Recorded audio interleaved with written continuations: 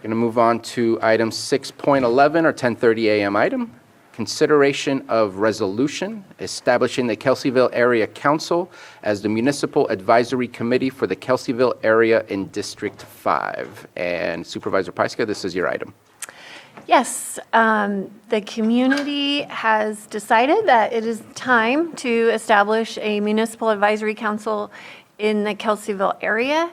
And I would like to invite whoever would like to come up and fill these at least 4 chairs and talk about the vision and the plan, and then can adopt the resolution.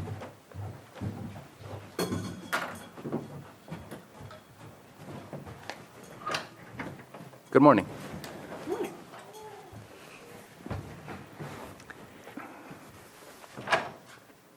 Okay, so we have Brian Hansen Hello.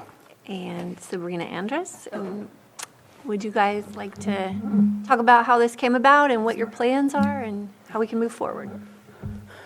Hello, good morning. Thanks for having us. My name is Sabrina Andrus, born and raised in Kelseyville. I own a small business in downtown Kelseyville, A&H General Store, and I'm the executive director of Motherwise, a countywide nonprofit based here in Lakeport that works with pregnant and perinatal moms with their mental health. There is a group of us who came together earlier in the year to talk about what it would look like to create a municipal area council pursuant to the government code that we have listed in the bylaws. The hope for the group from the get-go was to provide an additional space for Kelseyville residents to come together, talk about issues that impact the community, and really I think the catalyst was the timing with the general area plan. Recognizing that the Kelseyville area plan that we have is a bit dated. It doesn't mention internet or broadband, for example, so it's time to update it. So that was certainly one of the main reasons that we wanted to get together so that we had an official county-approved body to talk through what a Kelseyville area plan would look like to then build up into the general area plan. And I'm really proud of the work that we've done. It's a pretty diverse range of people, ages, backgrounds, races, and we are here today to answer any questions that the board may have around our bylaws and resolution. And then if I may, Brian Hansen, lifelong Kelseyville community member. I think it's important to remember that there's 6 other area councils that we've actually had the opportunity to review some of their bylaws and resolutions to assist with ours. Of course, there's autonomy within each group. Everybody has a unique area and ideas, but I think it's also, as a supervisor mentioned before, it's important not to operate in silos and be able to share information for the county plan. But again, with these area councils, I think it brings a group of people that are motivated and want to see the betterment of their own communities. So I think that was what really appealed to me about getting involved. Basically, I want to make sure too that this is just a group that's trying to provide a space for it to have these critical conversations about our unique areas. We're not there to make any decisions that are outside the bylaws or the resolutions set forth. It's important to remember they're acting within the Brown Act. There's some organization to these meetings. And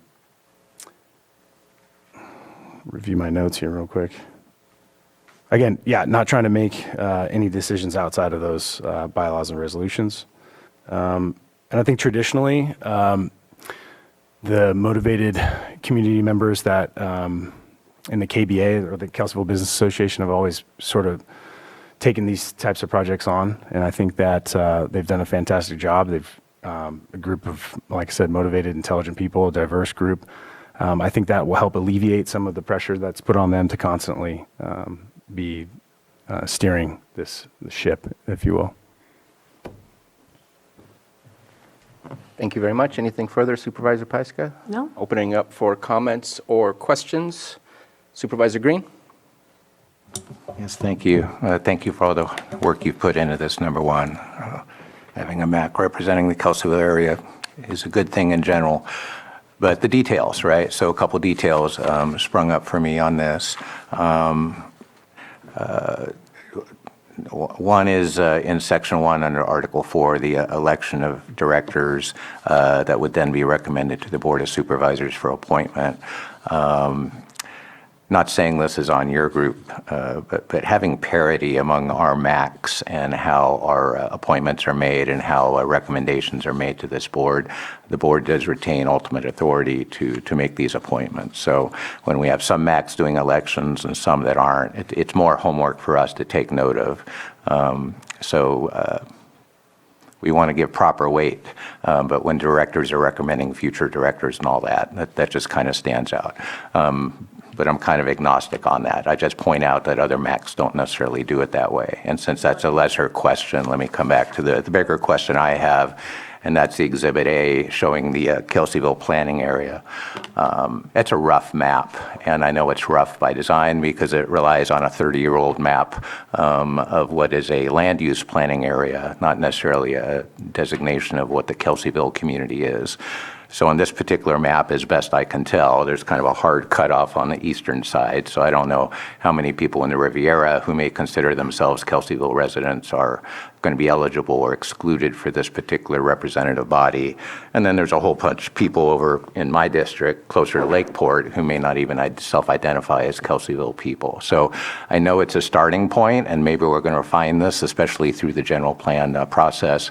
But can you just explain what your thought process was of this municipal advisory council is going to represent Kelseyville citizens? What's your best explanation for those just watching at home or looking at this rough map of who's going to be representing Kelseyville and how broad that net is? Yeah, I appreciate the question for sure. With regard to Article 4, I'm doing a really brief reading on my teeny tiny phone around all elected directors shall be recommended to the Board of Supervisors for appointment. I read that as that the ultimate authority still sits with the Board of Supervisors, which I think is what you're asking for. So I read it the same way, and I think that's the way that our steering committee designed it, so that both entities, both the Kelseyville Area Assembly and the Board of Supervisors has a say. But Board of Supervisors has ultimate say, as we are simply an advisory council. So that on that point. Yeah, and I'll just add, that's how it's done at the Cloudberry Council. Every December, the body will make nominations and vote who they recommend, and then whoever's recommended will fill out an application and come to the board. That's not saying that anyone couldn't fill out an application and apply. I will say we like to work smarter, not harder, so we use the Cobb Area Council bylaws quite liberally in crafting ours. As in, we started there, we changed everything from Cobb to Kelseyville, and then we took a deep dive into each one. So on the map, couple thoughts come up. First, you mentioned that that's a land use and not sort of what the Kelseyville area is. My understanding is that was the map used for the Kelseyville area plan back in the 80s, 90s. So while it was directly related to land use, it was related to all the other issues in the general area plan and the Kelseyville area plan as well, which is why we felt comfortable saying, okay, it's what we have. We don't need to build something from scratch right now. So we will use what our predecessors used. While we didn't have an area council at the time, there were a lot of Kelseyville business members who were still involved who were part of that planning process, and this is the map that they came up with. So that's one. As to Rivieras, absolutely, Rivieras are in Kelseyville. The reason that we kept them out, one, they weren't in the first one, but two, they've got a voice through their HOAs. And because Kelseyville doesn't have that kind of mechanism, it seemed like a relatively easy delineation between Kelseyville and the Rivieras, even though the Rivieras are part of Kelseyville. And I'll just add one more thing. There's a separate Riviera area plan. Oh yeah, that too. Anything further, Supervisor Green? Oh, sorry, and we're incredibly open to changing them, obviously, as the area plan discussions come up, both within Kelseyville and the general area plan. Again, this was, here's what we've got. We're all incredibly busy people. Let's put enough time to get the ball moving so that we can then have these conversations as a much larger group and not simply the 8, 9, 10 of us who are showing up for the steering committee meetings.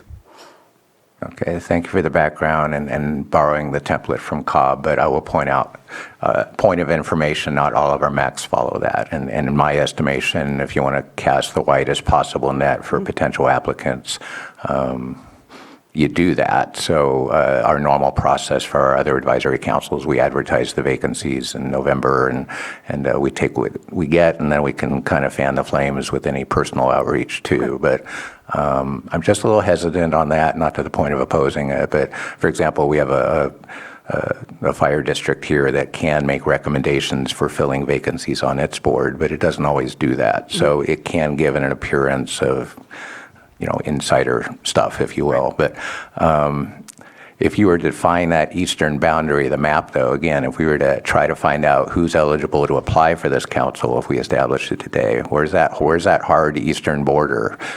Who's going to interpret that? Do you have a good idea where that eastern border sits? If I may respond, if you look at the GIS map and you drill down, it can get down to the very specific streets, and geographical location is not a thick line. But we don't have GIS mapping for that. Can we have Director Turner? come up? I think there There are. is. Yeah. And my response was a quick, we're going to get giant maps and print them out and bring them with us to the meetings. Thank you. Maria Turner, Community Development Director. Historically, the Kelseyville Area Plan voiced its coverage to include Kelseyville, Big Valley, and Findlay. And so the map was drawn accordingly.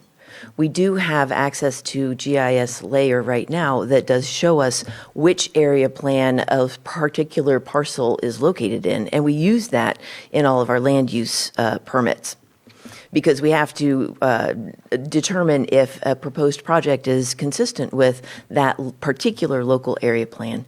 So as far as community development goes, if someone called and said, hey, which area plan are we in, we'd be able to assist them with that.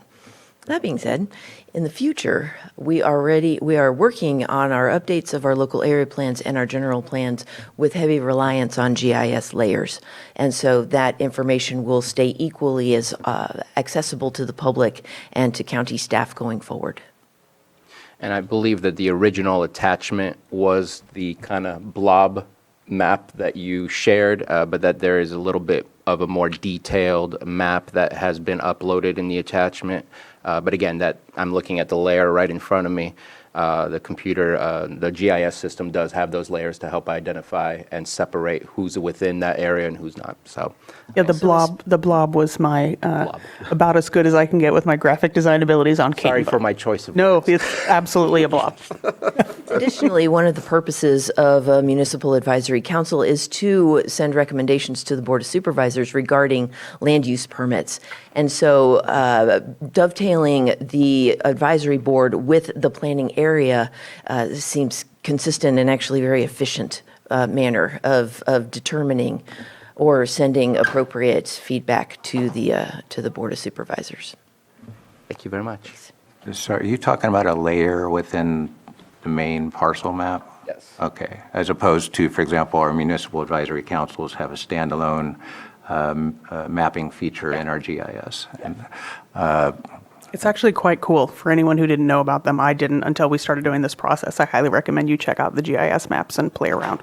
There's a lot of layers, and it gets very granular. I believe it's under the district section of the layers, and then you can go to supervisorial district and area plan districts and all the other stuff as well. I just want to explain why I'm drilling down on this. We adopted a blob when we created Scotch Valley Community Advisory Council, and we've been spending close to a year trying to fix that blob. So it's really, if it doesn't happen today, it doesn't happen. But if we can get it right the first time, that's my preference. I can agree with you, Supervisor Green. It seems a little counterintuitive when you have Lakeport addresses and 95453s that are in a Kelseyville Area Council map, but I think the GIS would be my referral on that. Supervisor Simon?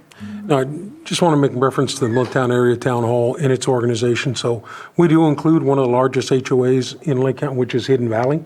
They are a part of our, inclusivity, not exclusivity, as we're always looking for most people included in the area. So I I would encourage, and it would be my thought, that you would include those HOAs, because we have an issue with HOAs where they're not government organizations, they are community organizations that do a lot of good work in our areas, and having that input, for the ultimate area is something that has worked well. Matter of fact, I think our chair may be, or one of our board members is from Hidden Valley, on the Middletown Area Town Hall. And that exclusivity has worked really well. I think in the coordination of Cal Area Council, we even had discussions about, because we go by the fire district lines, of whether we'd eliminate both from each. And we just said, we're just going to leave it as is. And if someone wants to go attend one or the other, depending where you're at, you can go to those meetings. So, inclusiveness, I think, is important.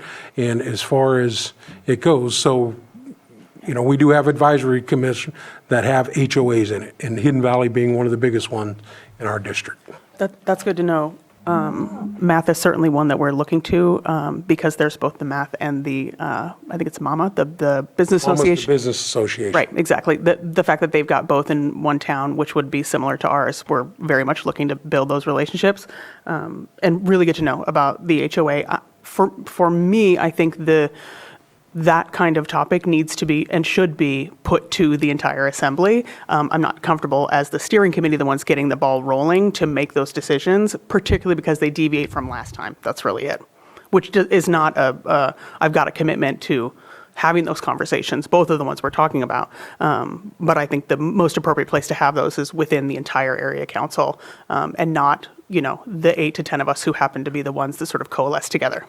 So the good thing is you wouldn't have to take responsibility for that, because this board works with the supervisor to set that. So I just want to let you know that if a decision is made by this board to expand that out, that's not something you guys did when you came here. This is a conversation we're having today, and, this board supports, creating these advisory committees. We've done it all the way around there, but the board has the ultimate decision. Great. And that is something, sometimes the advisory boards, it's for advising. It's not for telling the board what to do. It's like, oh, here's our recommendation. And sometimes the supervisor or the board doesn't agree with that decision. Right. And that's our biggest driving factor, is to have an established vehicle for that advising. Yeah. And I'll just speak to the area that's been mapped out. It's fairly consistent as a community. And when you add in the Rivieras, it's a completely different community. And so there's different needs. And if I look at the District 5, I always look at 3 different areas of interest, 3 different distinct communities. And so I can understand why you wanted to keep it within Big Valley and within the area map, because, you're going to have consistency with the area plan update. And I have still been planting the seeds also for the Rivieras to coalesce around their own advisory council. I think that would be really beneficial too, to include the HOAs. But there's a lot of really distinct differences between the communities. Just want to follow up again. We also have Anderson Springs in the Middletown Area Town Hall. That is another HOA, complete different community than Hidden Valley, Middletown, Lower, all our agencies. And then you obviously have the Lower Lake Action Committee group that isn't a community advisory group from this board. So it's done in many different ways in my district. I just want to point that out, that each one of our communities in the Middletown Area Town Hall are completely different. And we do have 2 HOAs. Okay. Thank you. So Vice Chair Crandall. I'll just add, so the East Region Town Hall does have a POA. It's Double Eagle POA, Clear Lake Oaks Keys, and then you have Spring Valley. I know that in, I think it's Upper Lake, they have their own city, like their Upper Lake Town Council, aside from Worth, too. And so they do their own thing. So different things here and there, but I know we've talked about some of it earlier off to the side. But I just wanted to emphasize that because you mentioned HOAs and POAs and whatnot, so. Any further comments or questions? Supervisor Green? It's just a question, because it was raised.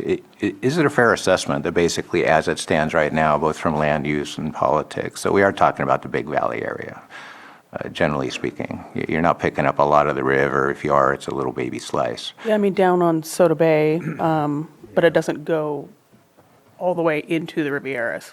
Yeah. So, but I wouldn't. So kind of harken back to my Scotts Valley Advisory Council, it's focused in the Scotts Valley. It doesn't really focus on the larger Lakeport area.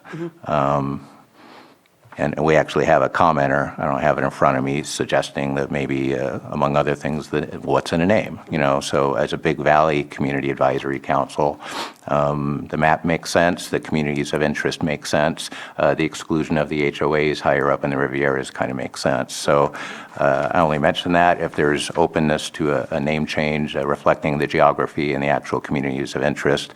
That would include, obviously, the town of Kelseyville, but you know, I'd be supportive of a name change.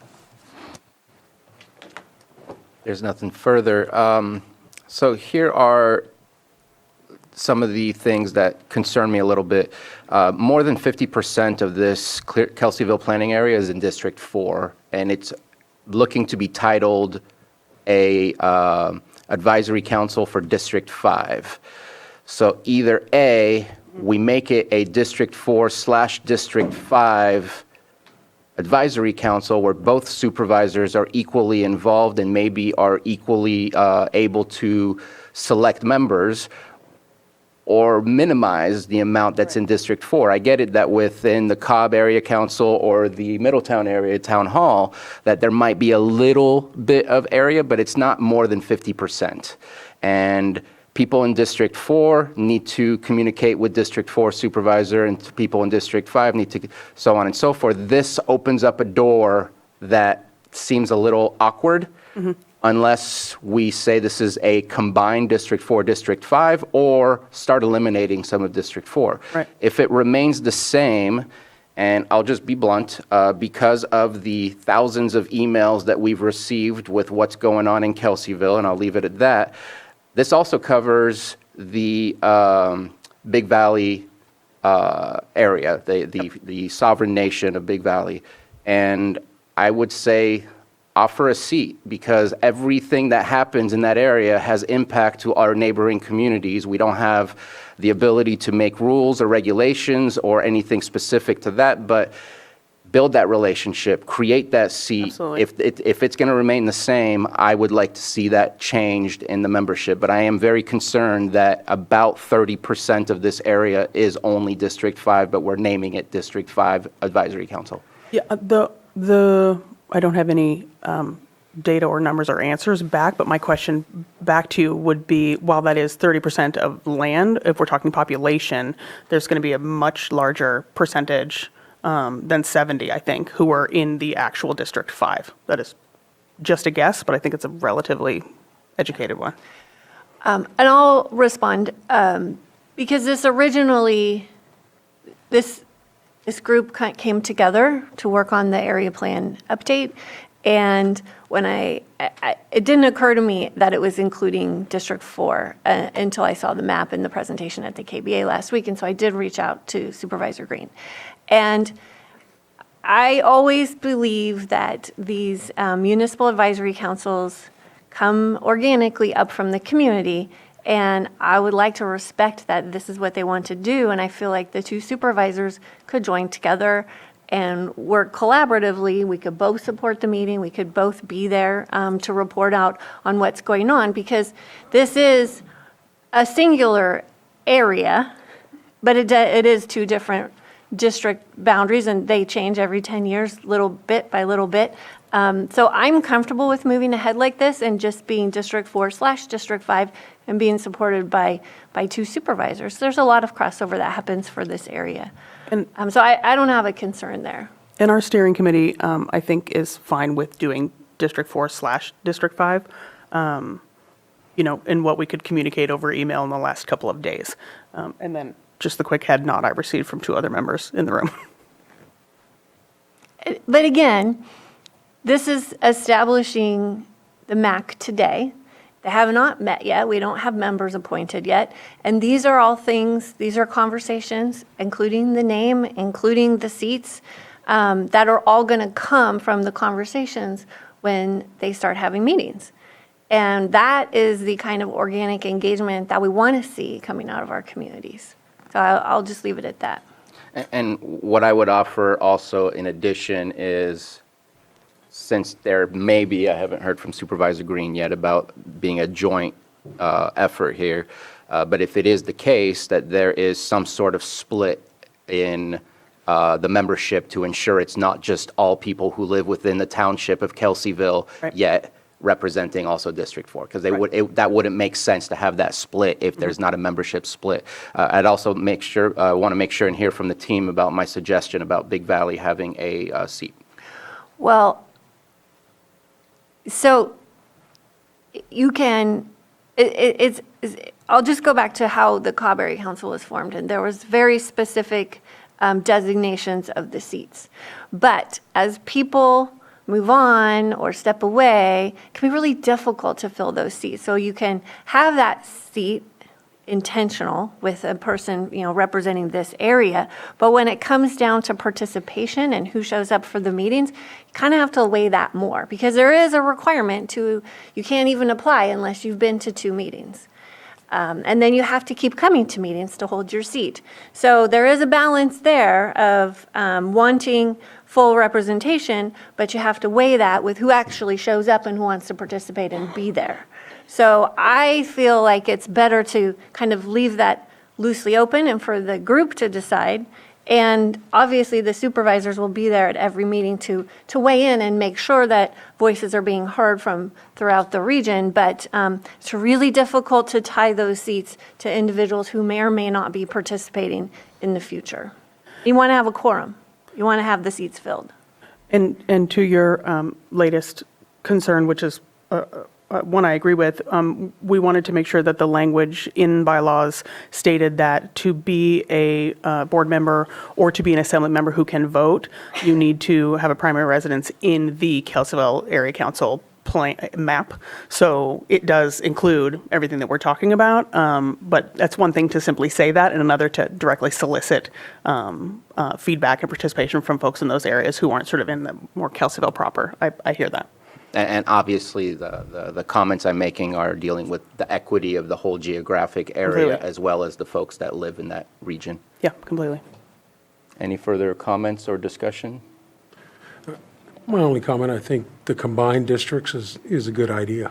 Well, you get representation. We can't make it to all these, every meeting, every time, but having 2 supervisors you can go to, obviously that's an added benefit to the area. I would imagine if EJ had an opportunity to get another supervisor in his district, he'd jump on that, because You he's can come too if he's you got a want. bunch of the boards over there.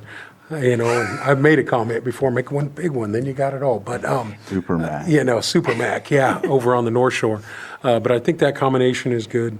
And I think, our public comment, as you talk about the Big Valley, the Big Valley area municipal council, I think that goes really well with the combination of the 2 districts. So, and that's where we're talking about, forming this for that whole valley right there. So those are my comments. And, I know there was a name suggested, but I really like that all-inclusive name of the Big Valley area. So it does give you that inclusiveness and that openness. Supervisor Green? Yeah, for first District 4 or 5, I agree, definitely we can have collaboration between supervisors, if only because supervisors sometimes disagree on things. So sometimes having 2 people in the room to air things out in front of the council can be healthy and productive. So no real problems with that. I do appreciate your comments, Chair Sabatier. I don't know how to cook that in, or probably wouldn't cook it into this initial iteration of the bylaws. But certainly when it comes to populate this committee, some serious public outreach should happen, because among other things, if this is going to happen at all, it should be a place to build bridges and not just continue to keep people in their silos.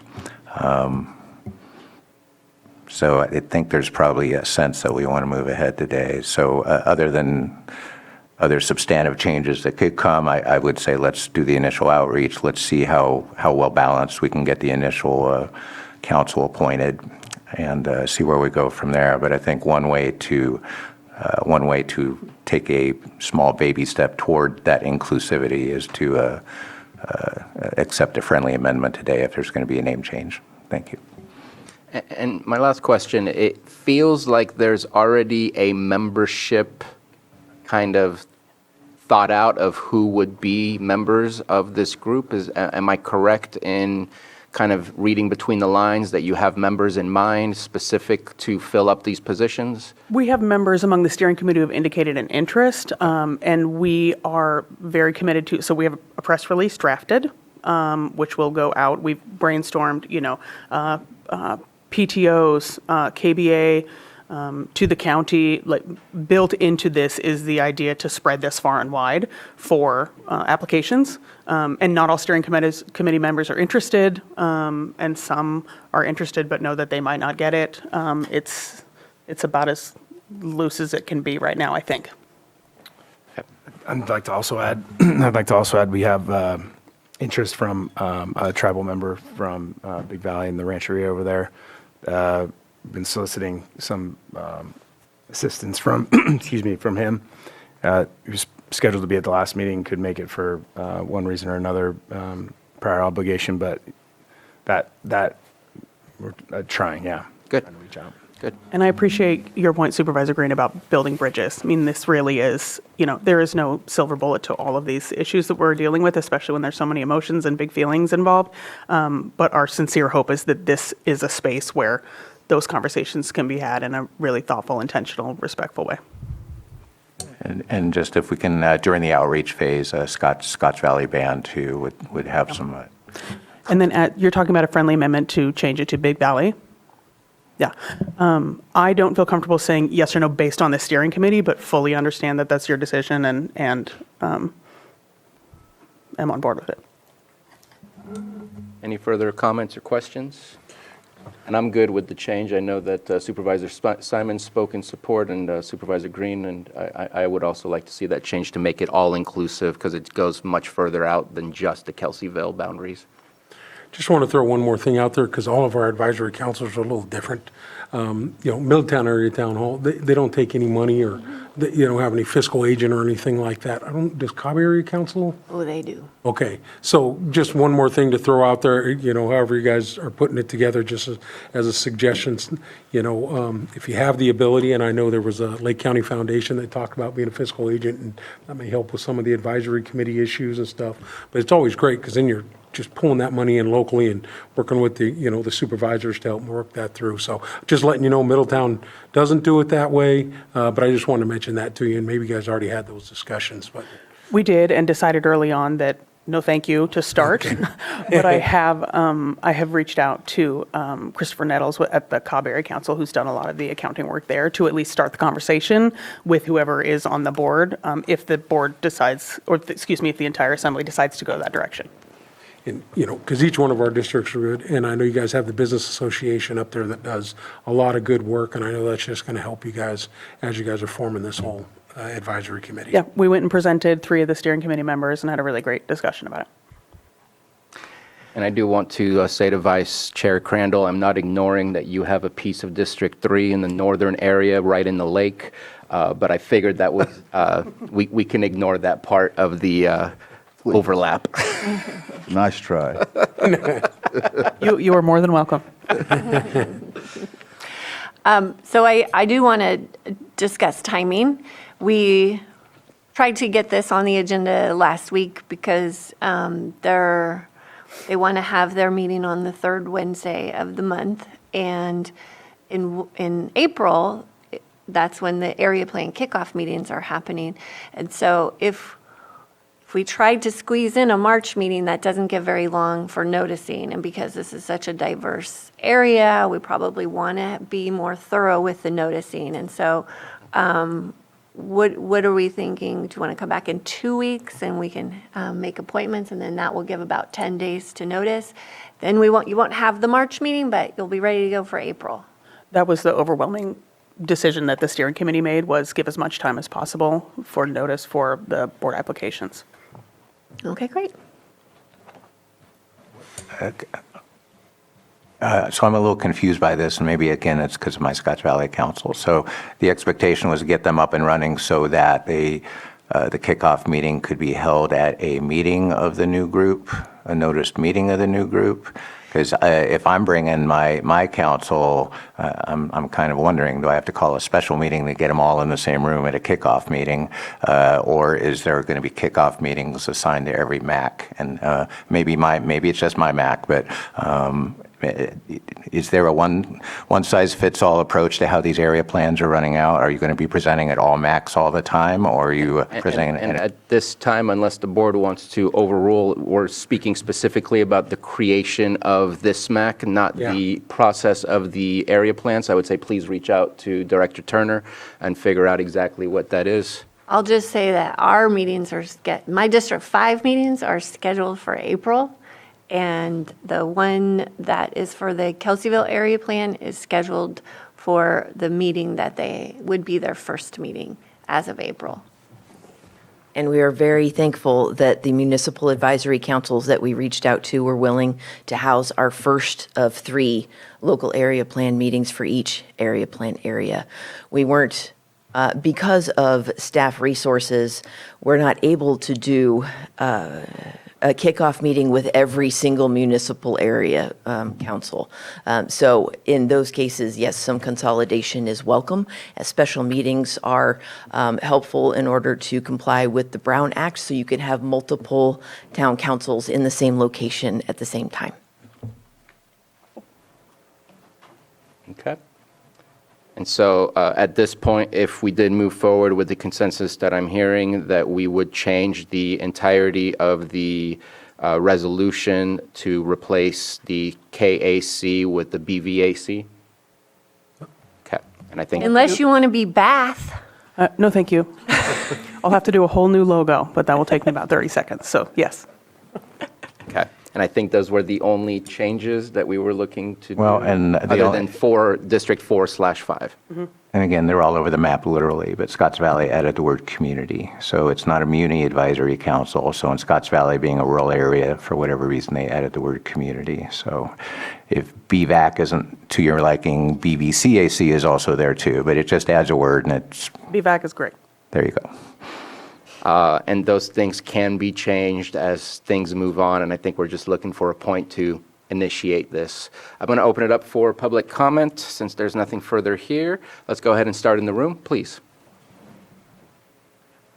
I'm Alan Fletcher, a 15-year settler in Lucerne, or Seagram. I'm delighted you accepted my first recommendation of a more inclusive name. Just wondering whether the area plan might follow to match, because it's the exact same map. Maybe rename it the Big Valley Area Plan rather than the Kelseyville Area Plan, but one's enough. I think I've been assured by the discussion here. My second concern was... If you can get a little closer to the microphone to make sure everyone can hear you.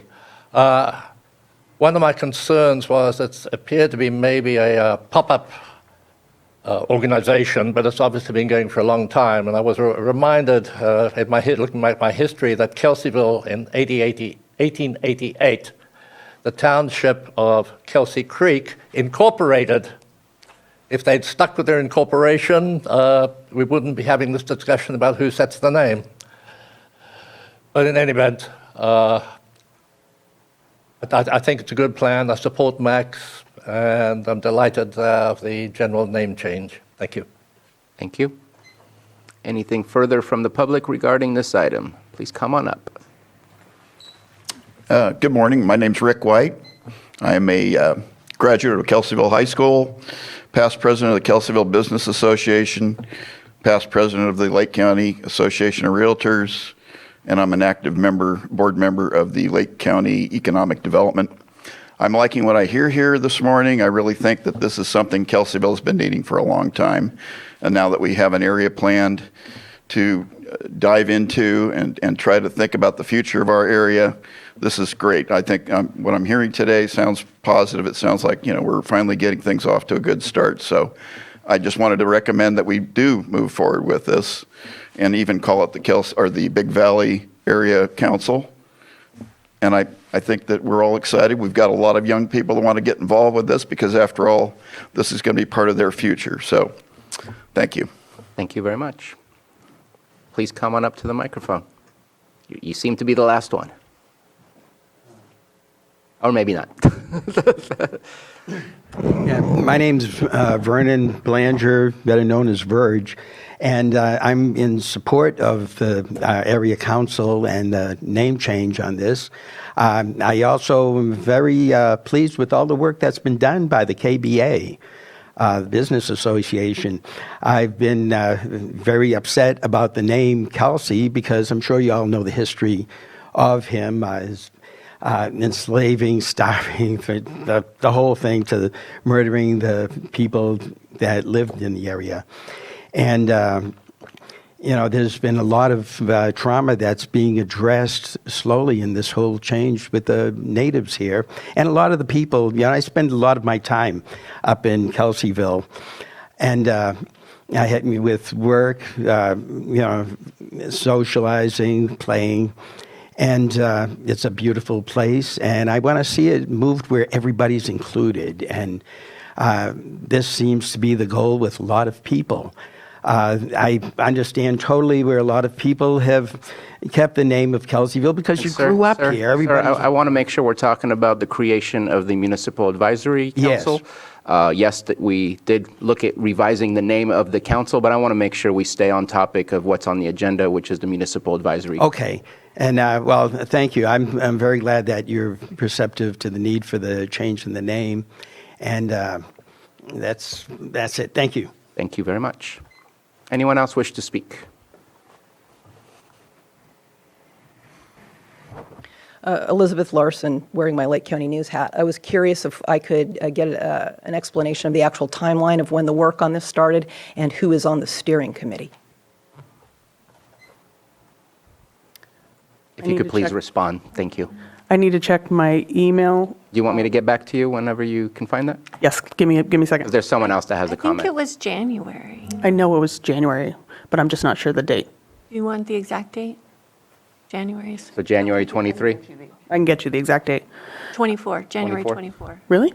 Was it was this, no, January of 2024, not 2023. correct? Yeah. And I am now looking up email. And we'll come back to you for the names if you don't mind.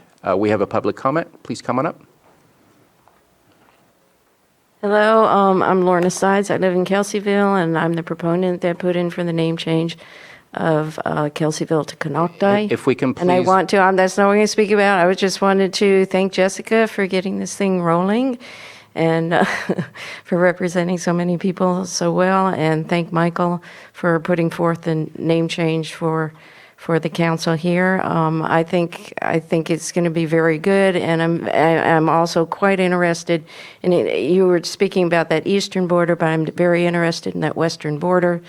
If it does contain the rancheria, that's going to include a huge business, which is the Canocti Vista Casino would be included in that area instead of being left out. There's a large segment of our population of the valley that is in the rancheria area, and then they have that large business going in with the gas station and a large store going in there. So I think that would kind of make sense when you spread that valley out, that it would include everything up until you become the city of Lakeport. So thank you. Thank you very much. And I believe that the casino and the entirety of the tribal lands that are there are in the map. Am I correct on that? From what I looked at, that's what it appears to be. I think it's partially. Is it partially? Partially. But where that new economic development that she's speaking of, though, is within the map, but obviously there's no jurisdiction there. I have dates. January 12th is when Miley Field and myself sent out an email do you want names spoken into the record? That was the request. Okay. If you have that available, I do. then please. Thank you, phones. The email went to Brian Hansen, Brandon Baeza, Gabby Juarez, Brian Fisher, J.B. Ballesteros, Rick White, Nellie Dorn, Joy Merrily, Caitlin Andrus, was sent from Sabrina Andrus and Miley Field, and Jessica Peiska and Maria Turner was CC'd. Now that group then grew and is slightly different than the group that ended up drafting the bylaws, and I have that I have those names as well, if you would like them. Give me one more second. That is Brian Hansen, Caitlin Andrus, Greg Pennella, Joy Merrily, Meg Langford, Rick White, Weston Seifert, Angel Acosta, and that is it. Thank you very much. And just to state at least what I'm seeing on our GIS, there is a layer for rancherias. Granted, it may not be most up to date because I believe they are building south of Soda Bay Road, and I'm making the assumption that that is tribal land in trust. But it is within the Kelseyville planning area, at least based on the GIS stuff that's available to us. So I'm sure more details will be found as things progress. I see no one further in the public in the chamber that wants to speak. All right, let's go ahead and start online with Gabe.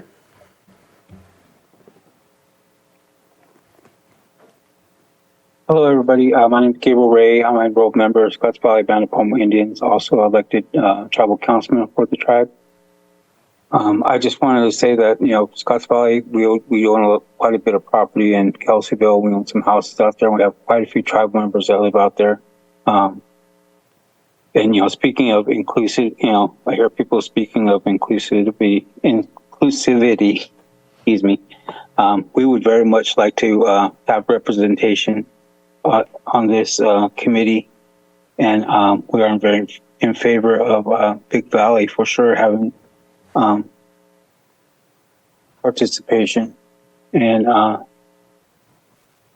because I'm just worried about what this committee is actually going to be about, and so I would really like to get a copy of those bylaws that were just mentioned, and also that's what I just want to state that I guess we're not supposed to talk about the name change, so I won't, but I think that it's I hope this isn't a ploy to try to, get around, or because right now the name change is coming up. We're working on the name change. So I think keeping that in mind before anybody makes any decisions through this committee is important. To not try to backdoor the process that's already in place. So thank you for that opportunity to speak. Thank you very much. And I think we need to not make assumptions until things actually happen.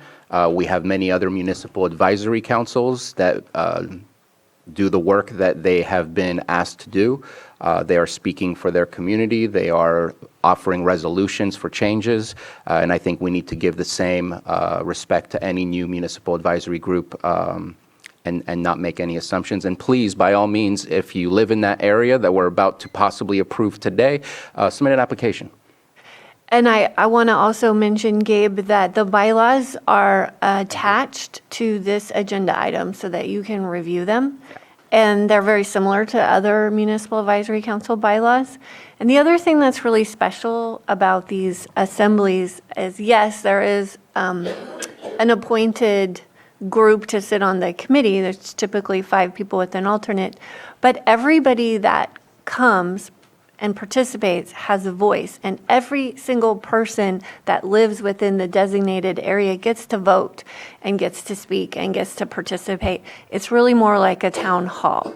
And so it's more successful if more people participate. So whether or not anybody is appointed as the 5 members to serve, the strength really is in who shows up and who's there every single meeting. And so I would just encourage everybody to participate, because that's really how you get to some pretty amazing conversations. Thank you for that. Next, we have Janine Pfeiffer. Hi, I'm actually here with both myself, Janine Pfeiffer, and with Ron Montez Sr., the tribal elder of Big Valley. So the only statement I have is, if this is supposed to be a representative body for the community, no one in my circles heard about it until today, and we are all resident within the area proposed. So my comment, which I also made online to the agenda item, is that I think much more public outreach needs to take place before this moves forward, and also changing the name of the area council to be Big Valley Area Council, as a number of supervisors have recommended, is a very good idea. And here's Ron. Good morning. This is Ron Montez, Big Valley Band of Como Indians, Elder Council Tribal Historic Preservation Officer. I would like to say I support the name change to the Big Valley Area Council, and also that inclusivity is something that our tribal people have been seeking for many, many years. And so it has always been a stumbling block in our community here as well as around the lake. So in this time that there is a lot of now turning back towards our histories and looking for input from our tribal perspectives on many different areas which we are expert on. When I say we, I speak for myself as well as our tribe, would welcome any inclusiveness involved in decisions that affect our lives on a daily basis, as well as to provide security for our children who are coming up and have a seat at any table to discuss a lot of these different issues from a tribal perspective, which I believe is one of the most important areas that we need to have, because it is completely foreign to people who don't completely understand the history of our tribal nations here, and would have a better understanding of who we are as a people and as a plus for this community. And also, right now there is a real push to include us from the federal level, the state level, and to get it down in the local community level would be a very welcome change. Thank you. Thank you both for your comments. May I say something? Please. I just wanted to say thank you so much for that last comment, and I will speak for myself and not the steering committee. I recognize that inclusivity is a buzzword and gets thrown around a lot, and I understand, and I think our steering committee understands too, that it is a practice that needs to be central to everything, and that with that comes mistakes and the humility necessary to continue to keep moving forward. So thank you. Thank you for that. Yeah, and I just want to address Janine's comment, because this meeting, or this agenda item was posted on our agenda, but there wasn't a lot of public outreach before this because folks were just drafting the resolution and bylaws. And so that is the first step to bring it to the board. So it's kind of a chicken and egg type of thing, because it can't come without the community bringing it. So this is the first step, is to adopt the resolution to begin this MAC. And the next step, which you have a press release that's going to be, Matthew's going to take a look at it. And then we will actively broadcast this so that we can get the participation, so that we can get as many people applying for this position and understanding and showing up and participating. So it's just the first step, and recognizing that it wasn't broadly known that this was coming about until today. Yeah. I just want to comment on that same thing, and about how it gets started. It is the heavy lifting of the volunteers, and it might just be 5, 6, 7, 8 people in the community that commit themselves to show up, because you'll find out it's a challenge to get the board seats filled, to get people to show up all the time, to look at those things. As you grow through this thing, you're going to find that out. Everybody has an opinion, but don't want to do the work. So that it's organic. from the community. And I think that's what's great about these advisory committees. Folks are like, you know what, we're going to get this across the line, and then the outreach starts from there. And I've seen it grow through the Middletown area town halls, the meetings they had, some of the big community projects I think that were done. There are many of them, but I think one of the biggest ones came together was the 29 corridor study that was done with fixing the roads and what's wrong with the school, you know, all these, and that's been work done in 14, 15, you know, it was created in 09. So a lot of that organic stuff has happened, brings communities together in all communities, you know, the Tribe for Middletown area wasn't, you know, we were around, we heard about the conversation, okay, great, but it's just, you got to go, you got to commit yourself and show up. And it's a great thing. These advisory committees are good. So the first thing you have to figure out is PEG supporting you to get it on TV, because people want that access too. But getting people to show up. Where are the meetings going to be held? Right now, the Kelseyville Event Center, Okay, but perfect. hope maybe that will be too small. Yeah, well, we use in Middletown, we use the little space there. And yeah, depends on what topic you got coming on, you know. Believe me, our big one was Dollar General. Boy, we couldn't fill that building enough. So always conversations that are happening. So I'm going to finish on Zoom. I know there's a comment in the chamber, but I'm going to finish with Zoom first. Betsy Kahn. Thank you, Mr. Chair, and thank you for this conversation. I did submit detailed comments on the language used in the proposed resolution. I really encourage all of you to use Municipal Advisory Council, because that is the terminology called for in the statutory code, Government Code Section 31010. And you have the entire purpose of, excuse me, the entire purpose of a council that is formed by a mutual relationship between the legislative body and the public. It has some very important weight attached to it, as opposed to a committee. So unifying that under a policy that I had proposed to Mr. Crandall last year, that's used in Mendocino County, would be helpful. I know each of them has their own style and their own preferred language, but the legal foundation of those councils, I think, should bear some similarity at least. I really appreciate all the comments and all the input. The Riviera area plan, which was separately created from the Kelseyville area plan, lacks a municipal advisory council. Homeowners associations are not governmental, as Supervisor Simon said, and there is no actual organization there. I encourage Supervisor Pyska to keep working on that one, because they do have a separate character, and they have a separate set of very severe wildfire prevention needs and evacuation needs and so forth.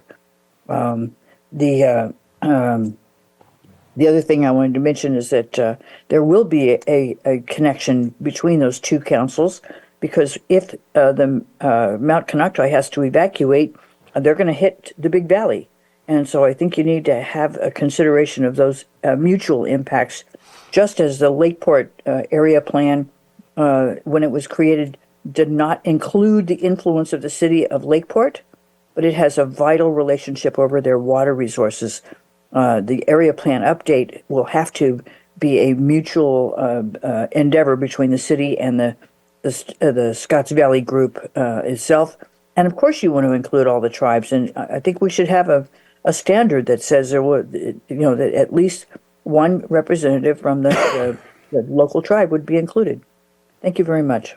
Thank you for your comments, and we did receive your email with the suggestions, and I know I'll be checking in with County Council just to see if there was any specific changes that he approved of, but we'll get to that after we finish public comment. Next is Sarah Ryan. Hi, good morning. Sarah Ryan, Environmental Director for the Big Valley Band of Pomo Indians. I just have a couple of comments on the bylaws as attached to the agenda item. The membership statement that says, in order to vote in any election or action taken by KAC, persons must reside within the boundaries of the KAC map. I just want to point out that there are several members of Big Valley's tribal council who do not actually live on the rancheria, and so by making a a statement such as that is limiting at least one of the sovereign nations within this area from identifying who they want to represent them, and just seems a bit too limiting. I agreed with Chair Sabatier's comments about the tribe being a part of this and having a seat on it. There's a lot that the Big Valley Rancheria does on a regular basis that is benefiting the whole area, including the economics and business associations of the tribe, as well as the environmental work and social work and other activities of the tribal government and the community itself. So in order to make sure that that there's good representation, the map should also be looked at. It seems a bit arbitrary because, as was pointed out, the tribe has multiple parcels that or that are part of the rancheria that appear to not be making it as part of this map. And since it is a blended District 4, District 5 creation, it just is odd to kind of split that area. Also, with the Scotts Valley Band of Pomo Indians, the comment from one of the council members, the Scotts Valley tribe did not, just from my experience, just speaking personally here, they had wanted to be a part of the Big Valley Groundwater Sustainability Plan Advisory Committee, and they were not able to get a seat on that. And they have an interest in this area, so really hoping that that doesn't get limited either by how this statement of membership is put in here. So my question is, if this gets voted on as a yes today, does that mean these bylaws stay as they are, or are there going to be other opportunities to edit this? Supervisor Pyska? So thank you for all those comments, Sarah. This is all, we're forming this before the council has met. And so this is essentially a suggestion that we are adopting. We're adopting the resolution to create the MAC, and the bylaws are a starting point. Once the assembly starts to meet and they discuss and they want to make changes, they can absolutely be made. But we have to start somewhere, and so this is the starting point. Or the starting point that's proposed. Yeah. Thank you for your comments. I believe we are done with Zoom. Any other comments from the public in the chamber?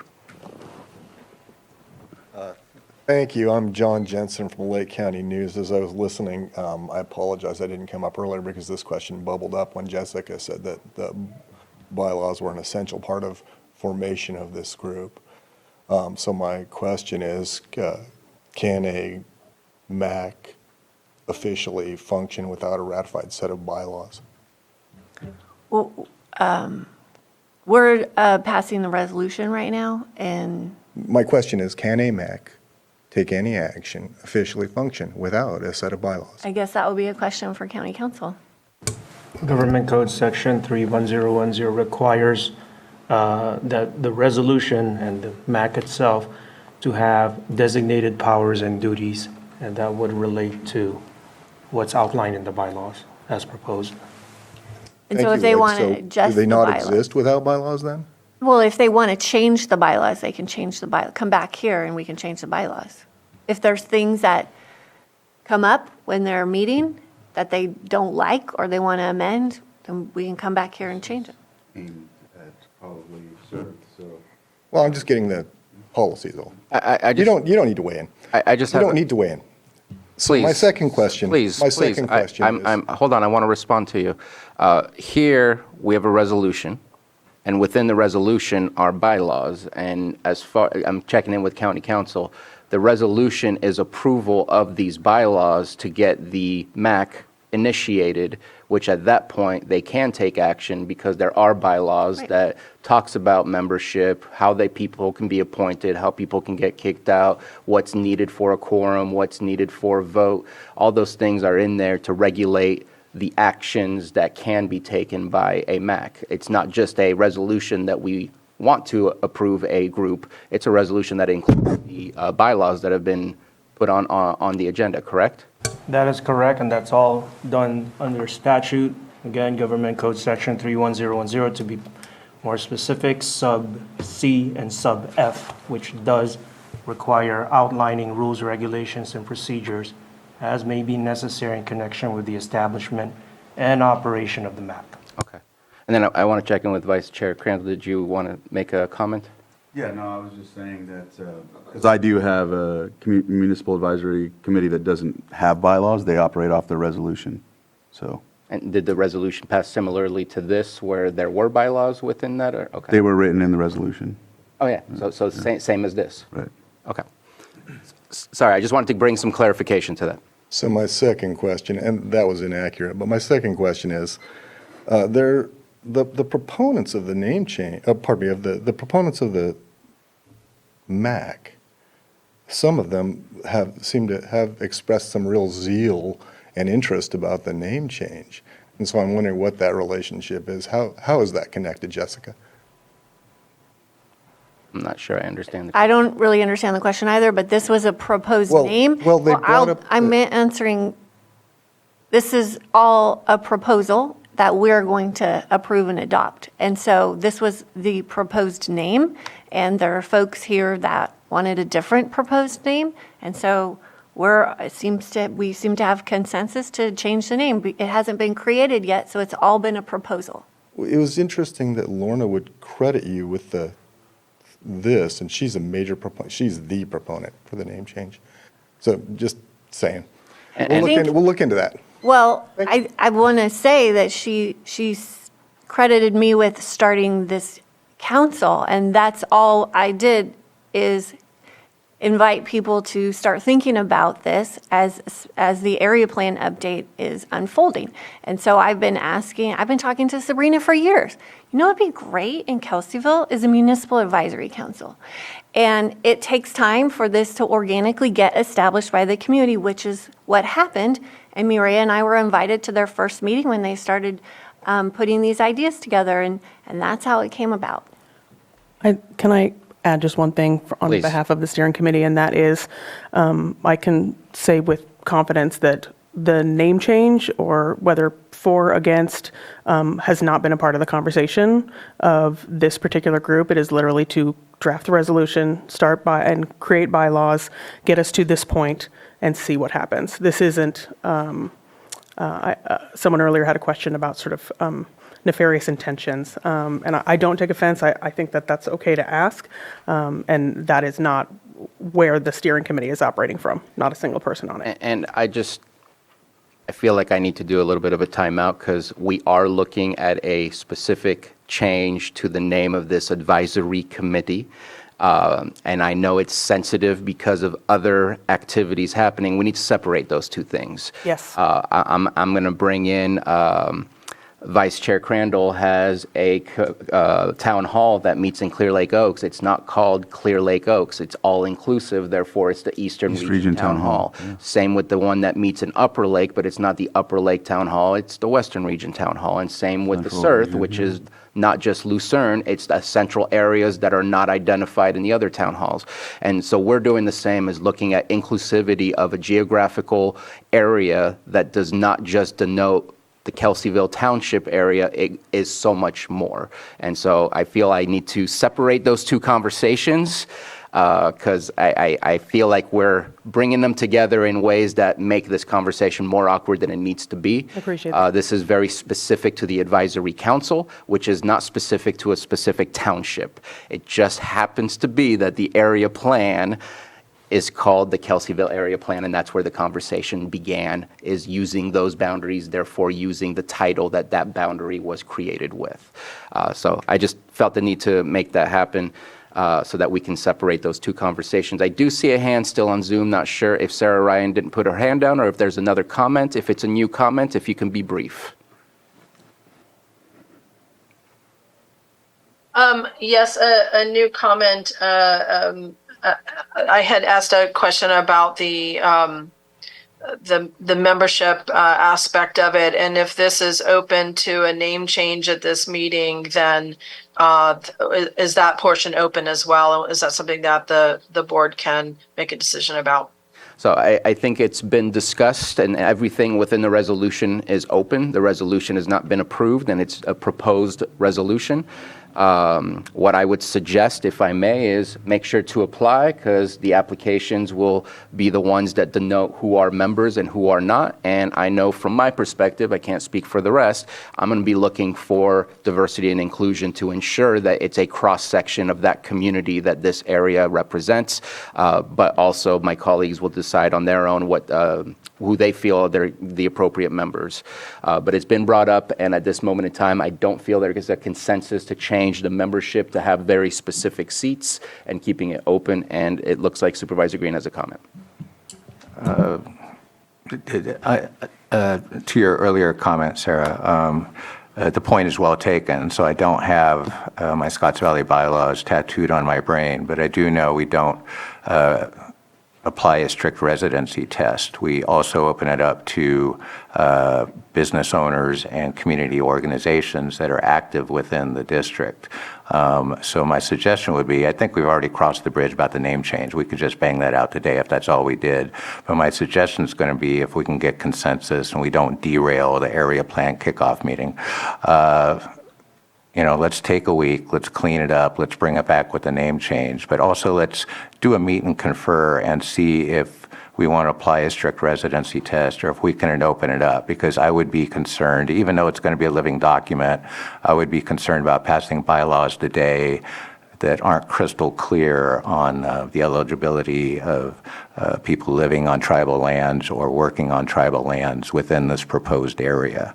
So if we're going to be serious about inclusivity, and I think we should, I think that portion of this resolution could benefit from a 1-week pause to meet and confer, and then bring back a tidier resolution that would still keep you on track for all the meetings you want to do, but would give another bite at the apple for those who didn't hear about this initially to come back and give any input if they want to. But I think that's an important point that I would not like to defer to the council to fix. I'd like us to fix it at the board level before we pass it. I have a question for all of those, sorry, I'm the only one, that have town halls. Are you allowed to have people from outside of the area to join the town halls? Yes. So how the Cobb area works is anybody can attend, and often many people do that don't live there.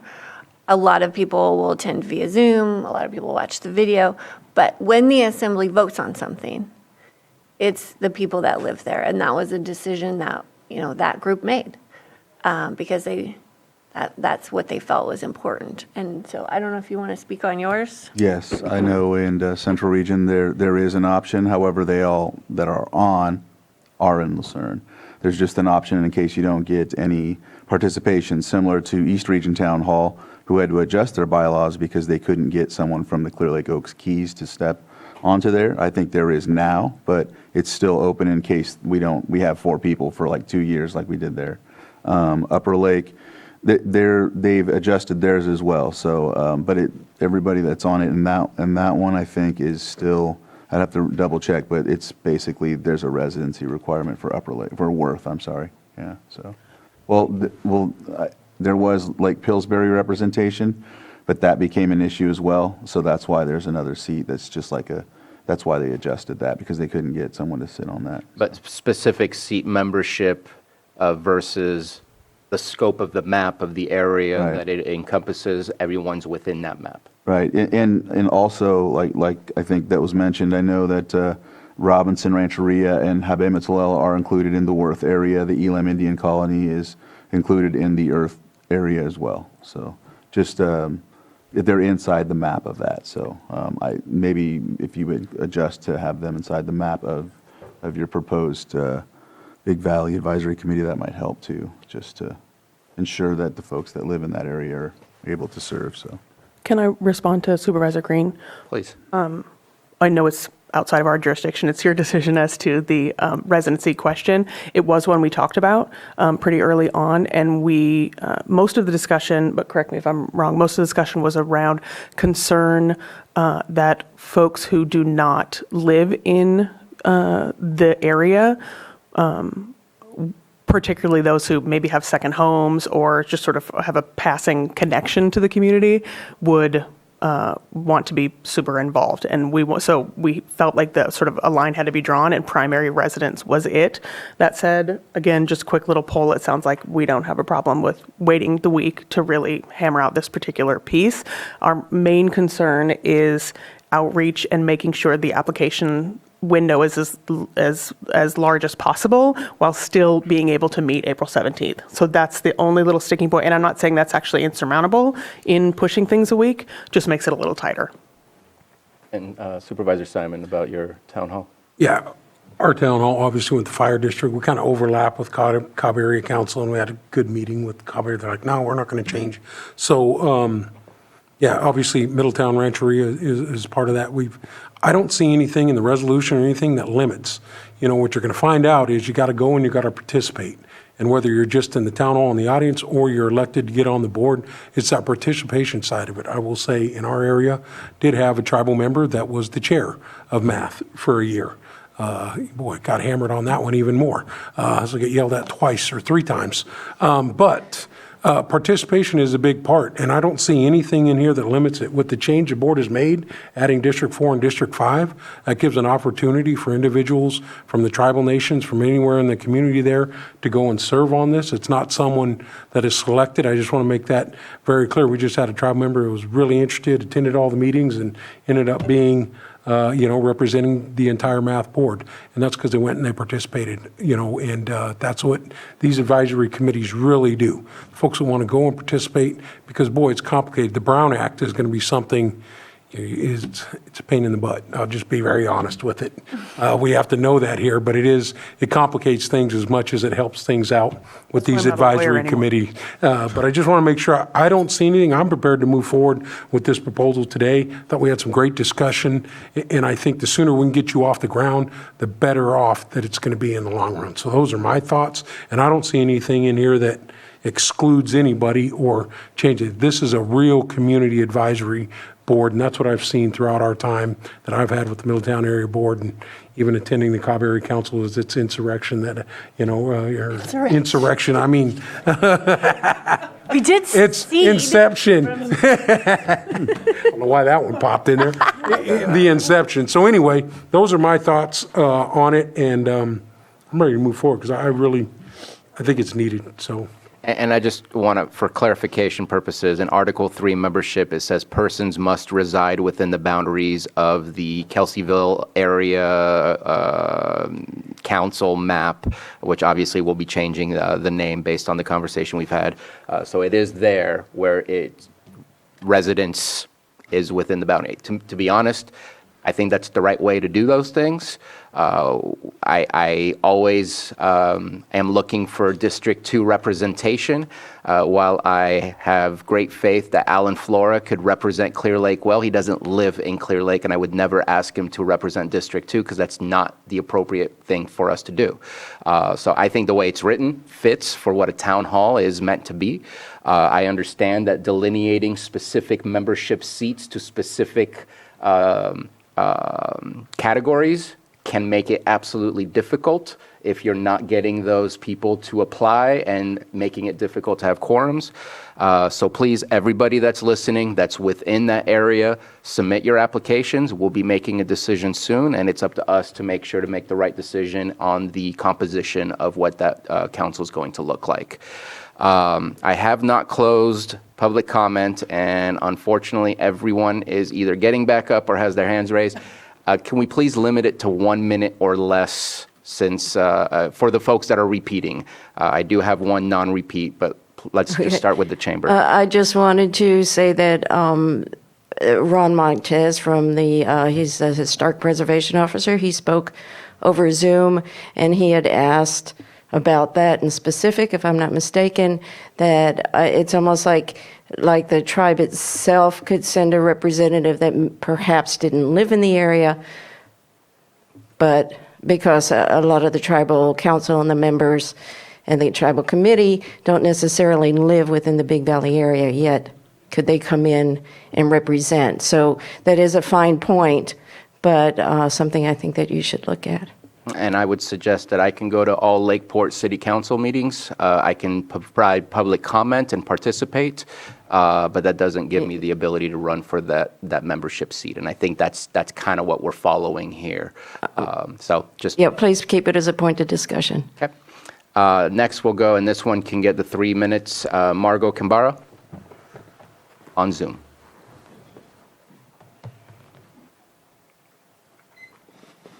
Good morning. Thank you for taking my comment. I have perhaps a solution to preserve the residency requirement for the advisory council, and then yet cast a wide net and have representation from the tribal members. And that is, in recognition of sovereign nations, can the residency requirement be waived? Thank you. Thank you very much. I'll wait to see if there's a conversation regarding that. I'm not quite sure how to answer. And let's go back to Gabe. 1 minute, please.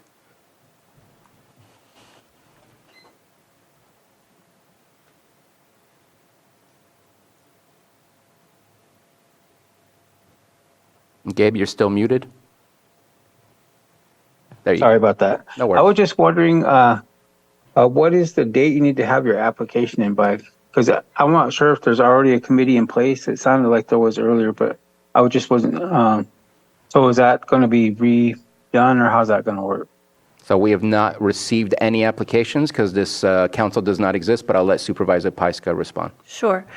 So yes, as soon as this resolution is adopted, then the application period will open.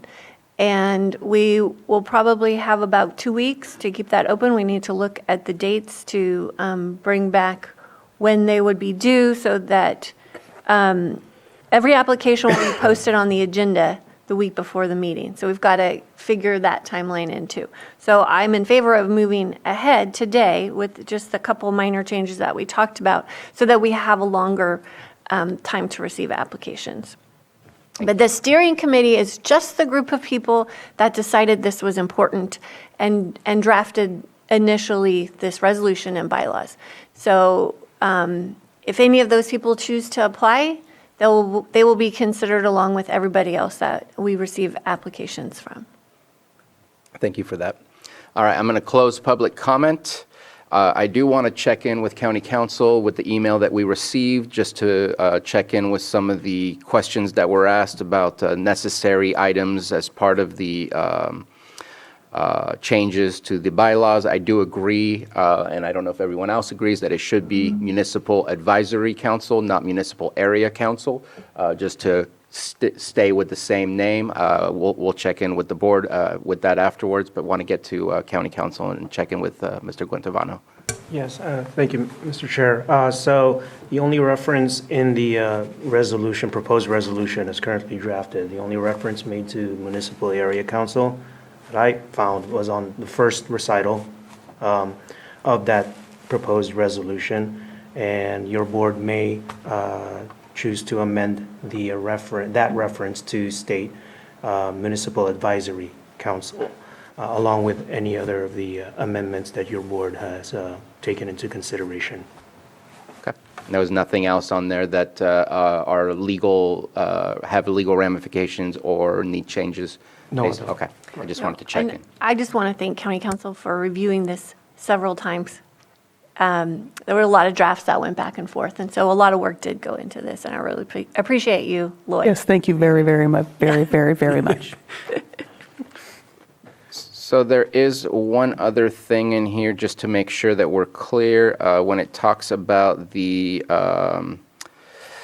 area, it talks about I guess it's always KAC. So as long as we switch it to not KAC based on our previous conversation, that should work. I just wanted to make sure it didn't talk about the Kelseyville area plan, the KAP, but I don't think it's on there. Let me do a quick search for it. Yeah, okay, so we're good.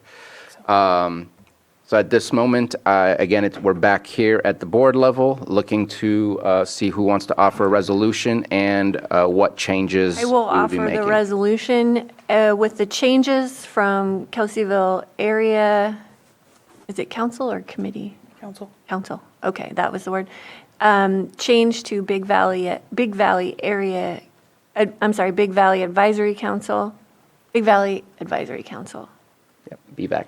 BVAC. And then within the document to change the Municipal Advisory Council, MAC. And should we change the title of, I know it's, at least it's on the agenda, it's not on the title or within the document, but to say that it's a District 4, District 5, or is that unnecessary for us to mention?